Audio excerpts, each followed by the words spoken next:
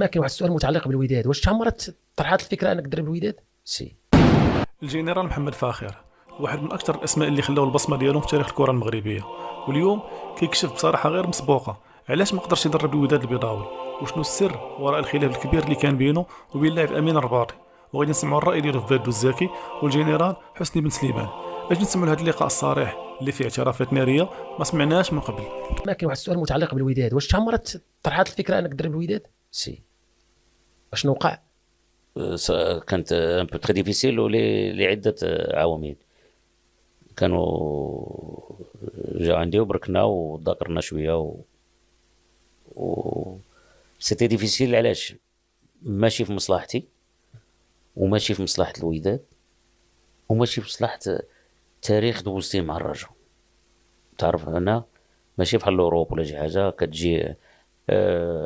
حنا جاو عندنا